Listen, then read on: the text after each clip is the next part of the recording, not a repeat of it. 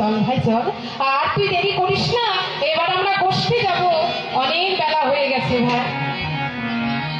গোবিন্দ বলছে, মা ওই দেখো শ্রীরাম সদাম দাম দশরাম সকলে দাঁড়িয়ে আছে, এক কাজ করো, এবার তো আমি বসতে যাবো মা, তাহলে তুমি এক কাজ করো, আজ তুমি তোমার মনের মতো করে নিজের হাতে করে আমায় সাজিয়ে দাও।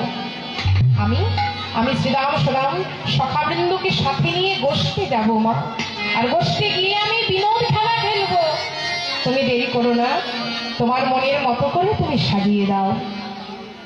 এবার শ্রীরাম মা যশোদার কাছে এসে দাঁড়িয়েছে, বলে, ও মা দাও দাও, তোমার তোমার গোপালকে তুমি সাজিয়ে দাও, আর দেরি করে দিও না মা, অনেকখানি বেলা হয়ে গেছে।